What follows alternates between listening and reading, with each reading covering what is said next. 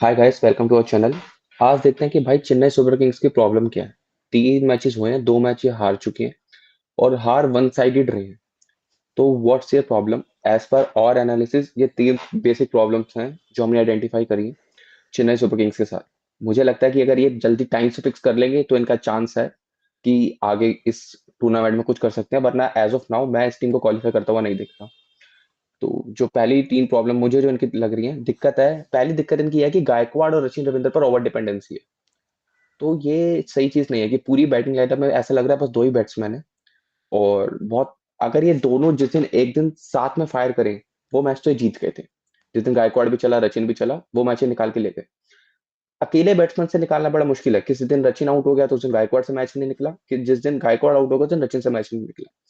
तो मुझे जो इनकी यहाँ पे ये जो ठीक कर सकते हैं, राहुल त्रिपाठी से ओपनिंग करवाने, दैट्स नॉट वर्किंग।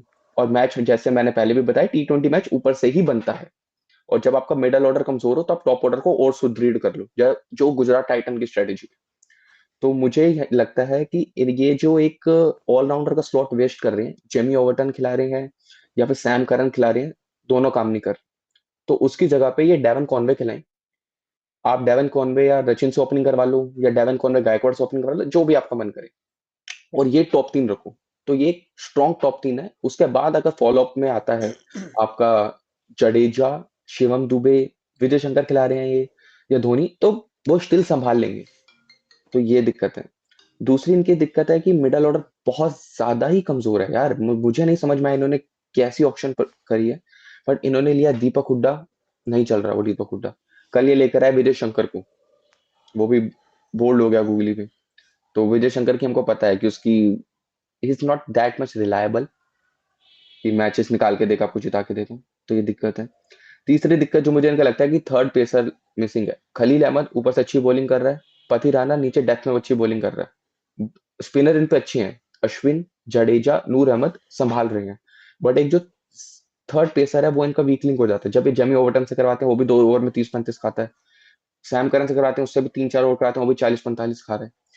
और विकेट तो उस एंड से आ ही नहीं रही है। तो एक ये तीसरा इन पास अंशुल कंबोज करके एक बहुत बढ़िया पेसर है, डोमेस्टिक में उसकी बहुत अच्छी परफॉर्मेंस है। तो ये सोच सकते हैं कि अंशुल कंबोज और खलील अहमद से नई बॉल से शुरू करवाएं। उसके बाद पथी राणा को बिल्कुल बैकएंड पे रखें 4 ओवर के लिए, कि ऑपोजिशन को चौक कर दें राइट एट द लास्ट। और बीच में आपके पास नूर अहमद, जडेजा और अश्विन है।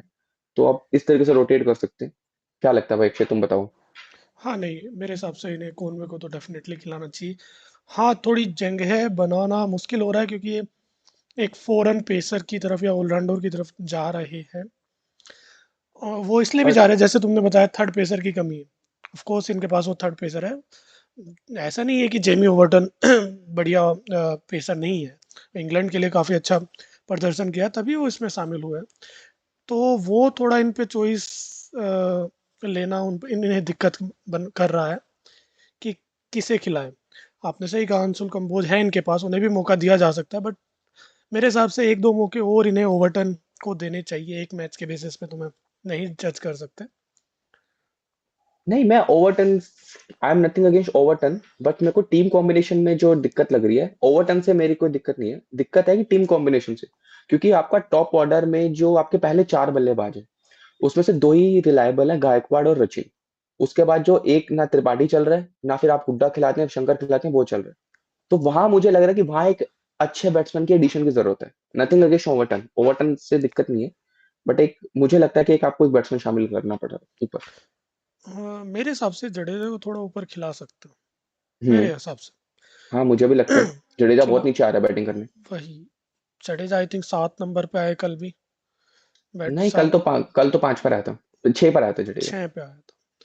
हाँ, तो मेरे हिसाब से इन्हें जडेजा को थोड़ा ऊपर खिलाना चाहिए। बाकी मेरे हिसाब से शिवम दुबे जो उनका काम है वो कर रहे हैं, वो वो कर रहा आके। है, शिवम दुबे अपना काम कर रहा है, बट उसके हाँ अराउंड भी कोई चाहिए ना।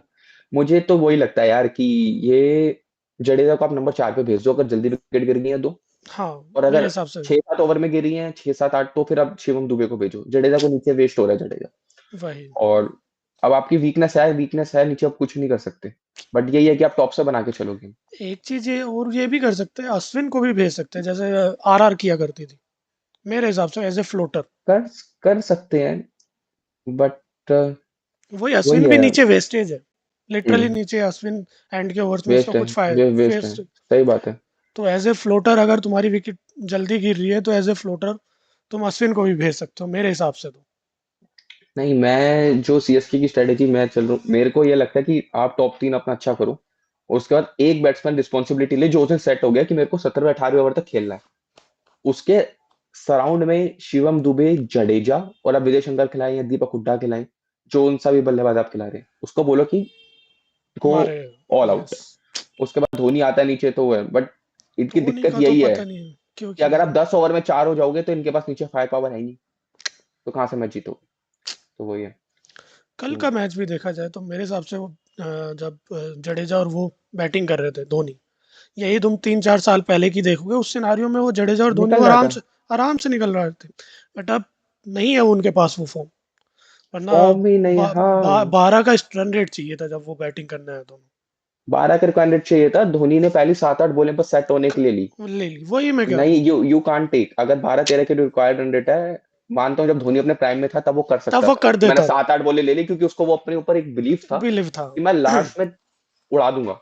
अब तो बिलीफ है ही बट नहीं ना वो बिलीफ बिलीफ। नहीं है, सेल्फ बिलीफ की कमी है तो। अगर बिलीफ होता तो वो खुद को इतने डाउन भेजता नहीं, सीधी सी बात। हाँ, वो कॉन्फिडेंस की कमी है।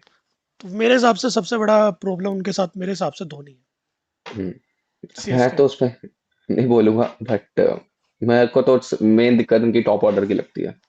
और तीस टॉप ऑर्डर स्टिल भाई गायकवाड़ रचिन एक चल रहा है, हर मैच में एक ना एक रन बना हाँ, रहा है। वो एक दिक्कत है पर ना, वही एक ही चल रहा है, मुझे लगता है वहां पे एक सपोर्ट की जरूरत है।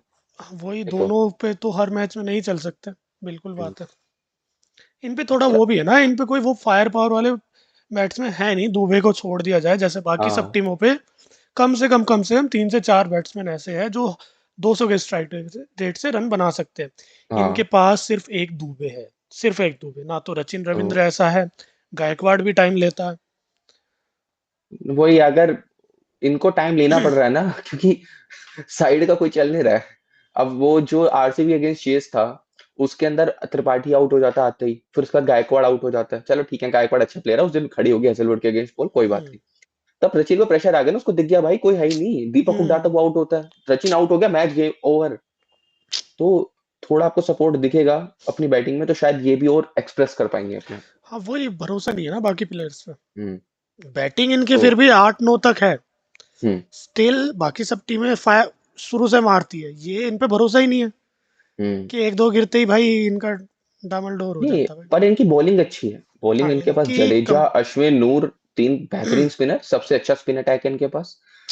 फास्ट बॉलिंग में बस मुझे लगता है तीसरा पेसर, एक क्वालिटी पेसर ऐड कर ले तो इनका वो भी सॉर्ट हो जाएगा। मुझे हाँ लगता है अंशुल मेन कंबोज को खिलाओ यार, अंशुल कंबोज भाई क्या डोमेस्टिक में मचा कर आ रहा है, this is his time to play him. अब देखते नहीं हैं। तो कब नहीं। Let's see. तो guys, ये थी हमारी सीएसए की एनालिसिस आज की। अच्छी लगी हो तो लाइक और शेयर करें, और ना अच्छी लगी हो तो बिल्कुल कमेंट सेक्शन में बताएं कि क्या दिक्कत है। Thank you guys.